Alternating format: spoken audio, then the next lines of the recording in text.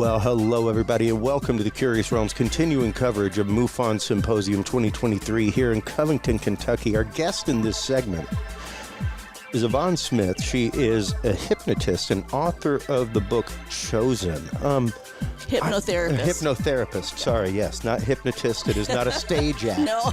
It is not a stage act. Let's get into the world of hypnotherapy real quick, because I don't know if a lot of people realize how deeply involved in this field, especially when it comes to experiencers, that it is. And the fact that MUFON actively has a whole realm of hypnotherapists that are licensed, that they work with, that are vetted in their field. So Yes. How is it that you came to the work of hypnotherapy to begin with, Yvonne? I've been doing this 32 years now, and when I went to see Bud Hopkins, who is considered the pioneer of abduction research, I became very interested in it, and it just seemed from there I wanted to read more about it because I was fascinated.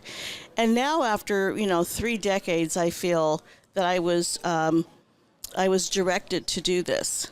I was just, everything in my path just pointed to doing this. Did you start off in the world of hypnotherapy or with social work, psychology? How did you come to hypnotherapy to begin with? I was interested in hypnotherapy to work with cancer patients mainly, because I had a very close uncle who passed away from cancer at the age of 41. Oh, wow. So I took, I went to hypnotherapy college, and I thought, I'm gonna do this to help out the cancer patients, and then maybe work with a couple of abduction cases. Sure. And it just turned out to be the other way around. I mean, I've been specializing, like I said, over 3 decades, and I started out working with with people who have had cancer, going through the chemotherapy, and a lot of the, when I first started, losing weight and stopped smoking and things like that.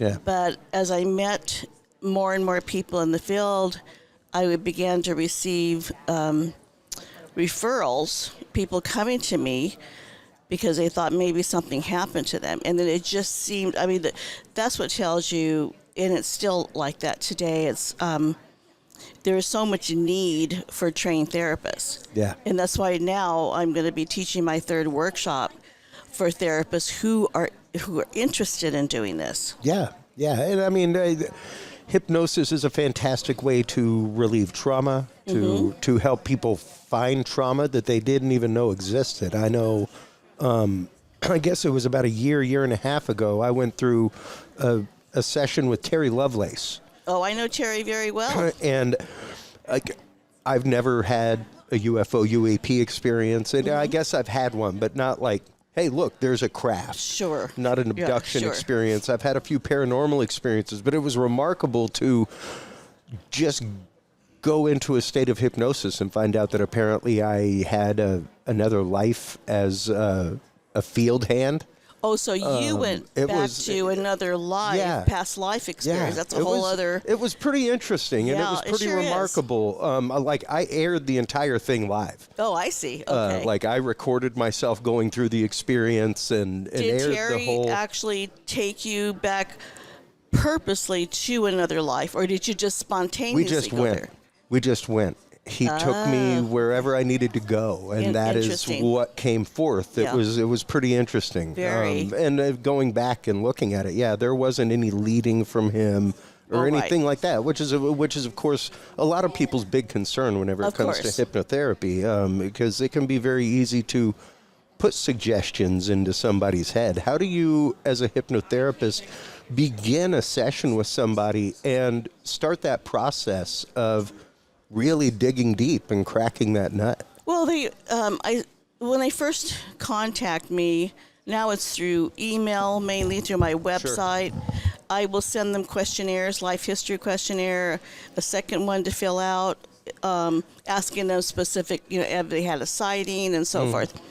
And there's things that I look for where all the similarities, if they had experiences since childhood, or their families had experiences, their siblings, and if it looks like they have possibly could be an abductee experiencer, then I will do an initial consultation over Zoom, and then from there, when they're ready, they will book a first regression session.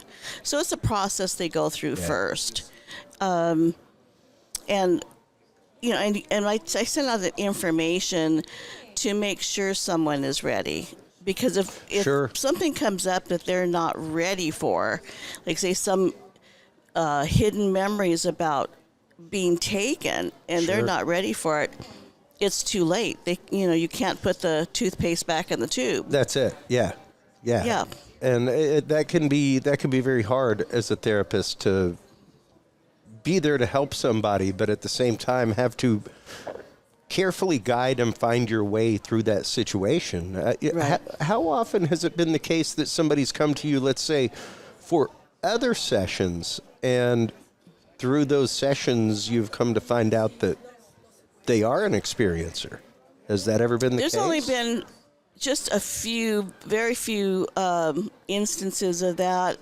If they thought, like I say, look for certain things, the history, and if they thought, was that a dream or did that really happen? And it turns out that they really didn't have anything, to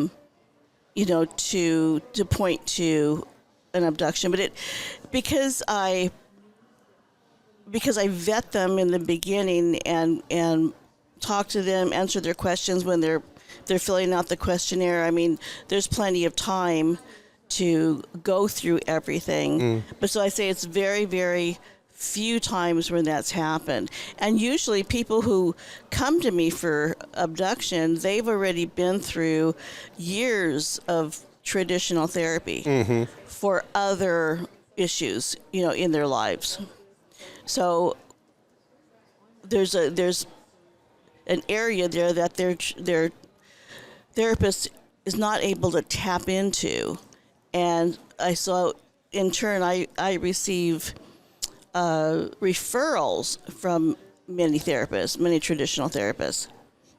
Yeah, and when you do receive a referral, how do you begin? You've got the questionnaire, everything else. How do you begin handling that person once the questionnaire is in, and begin actively crafting your session and the way that you pose questions to them?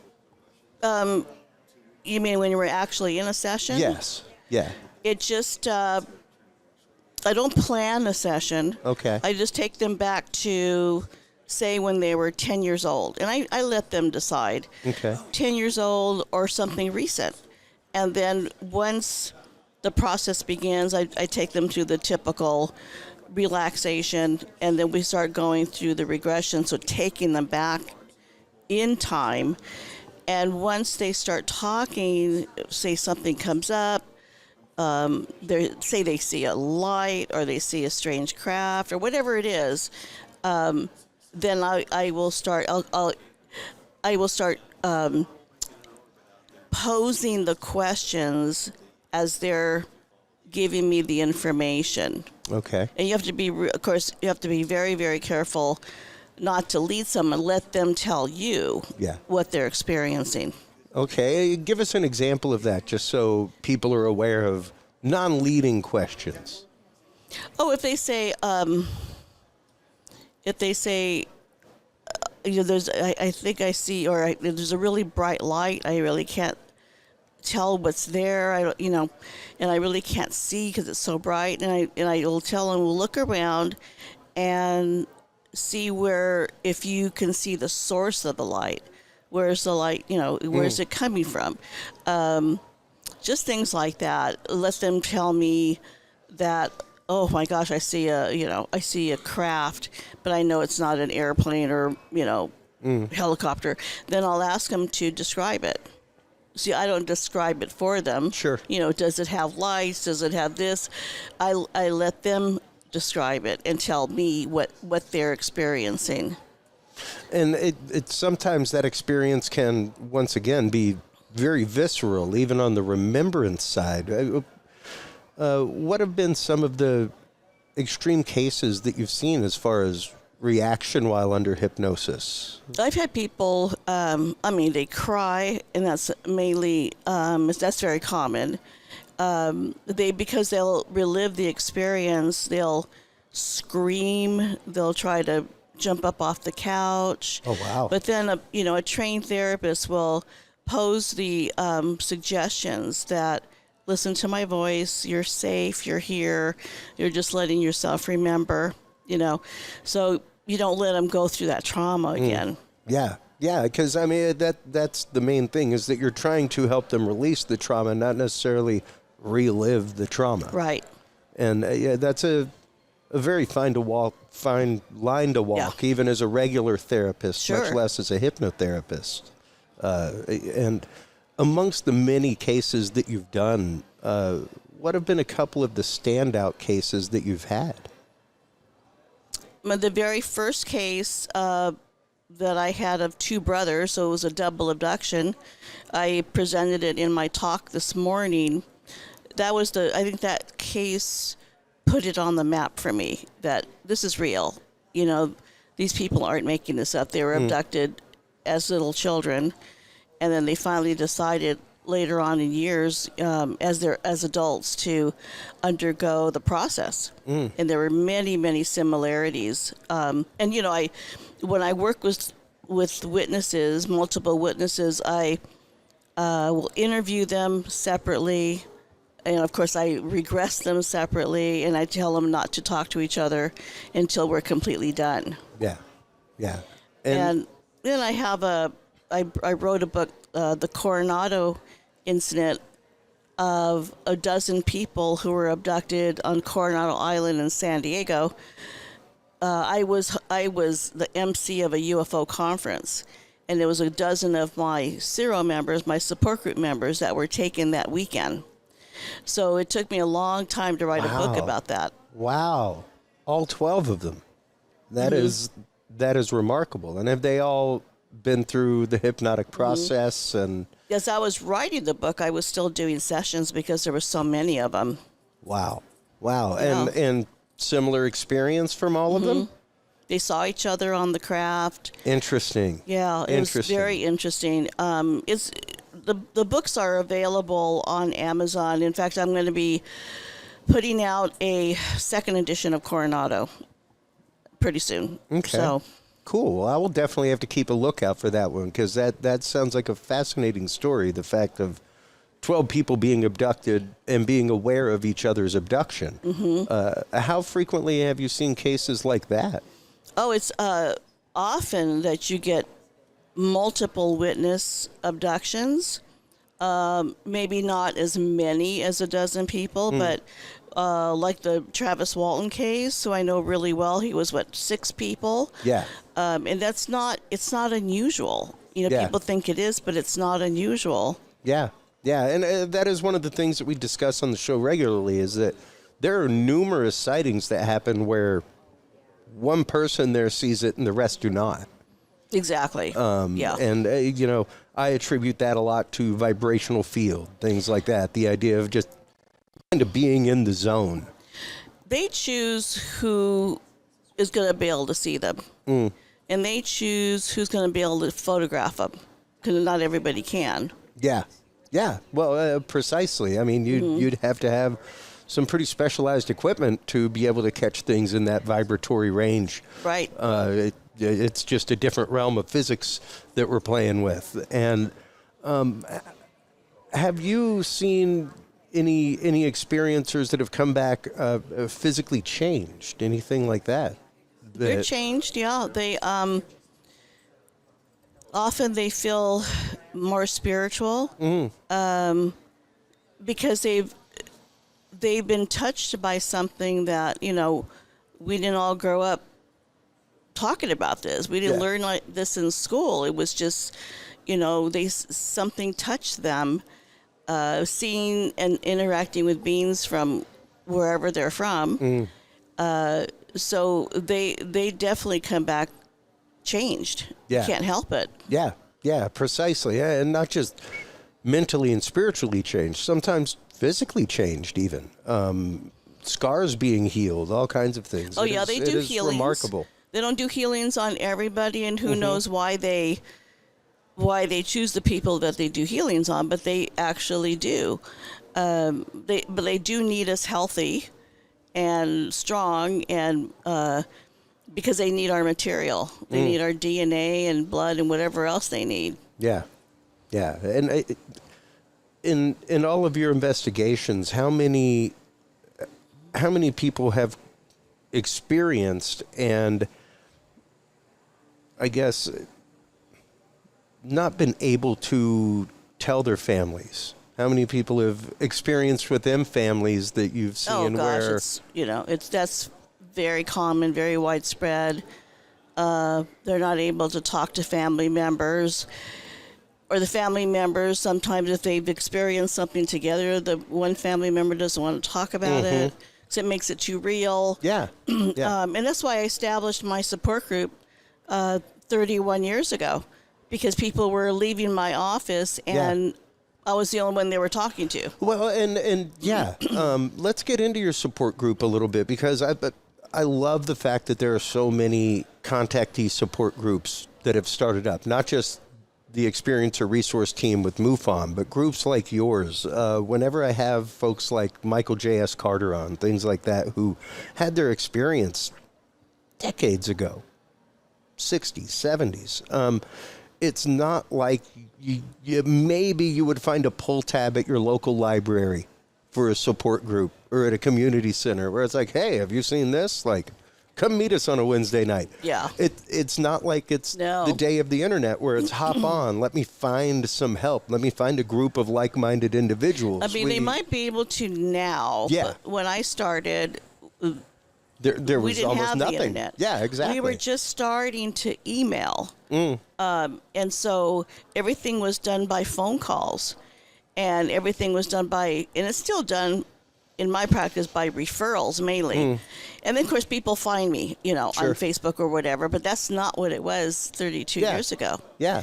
So, so I just found it to be very necessary to start the group, and we had about 6 people, but I had no idea that it was going to be 31 years later, no idea. And how many people in your group now?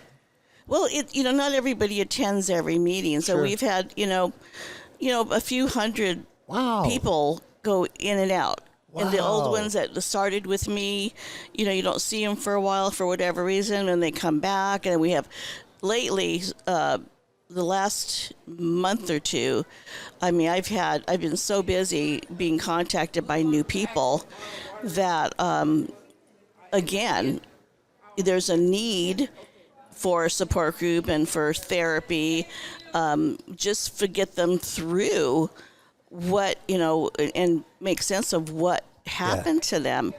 So, in a way, I'm kind of glad the internet's there. The internet has, of course, made it more difficult because they can Photoshop, people can Photoshop things and all of that. So it's complicated matters as well, but at least for people being able to find a support group or a therapist, it's a lot easier. Yeah, and much less stigmata than walking up to a doctor's door trying to get a referral or telling them your case and will you take my case, doctor? Exactly.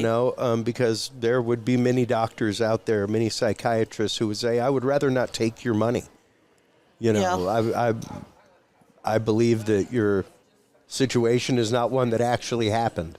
And I'm not going to take your money doing that. That's why a lot of people are afraid to talk to and even though they've been through their therapist or psychiatrist, whatever it is, they're kind of, they try to tiptoe into it, but they're afraid they're going to be put into a mental institution. Absolutely. But there's a lot of testing that goes on so they could prove that these people aren't psychotic or have any kind of psychosis. But it's just that, it's just a very difficult thing for someone to try to bring up to their doctor or therapist. Yeah. Well, I mean, it's a sensitive thing to begin with. Sadly, the the one thing I akin it to whenever I talk to people like Sev Talk, stuff like that, is that people who have been sexually assaulted. There becomes a trauma there. There becomes a guilt there that you attach to yourself for some reason, and it can really do a lot of things in your life. Of course. There are numerous people who sans therapy, move forward with their life, things like that, but a lot of people are not able to, and they keep that inside, and it affects so many different sides of their health, life, relationships. Exactly. It's difficult. It does affect marriages, relationships. Very, very difficult. I've seen it over the years. Yeah. And I'm honestly looking forward to the day that there is something about experiencers in the AMA journals, in the psychiatric absolutely. journals, Hopefully, on how to treat, how to deal with it when it comes forward. I mean, no different than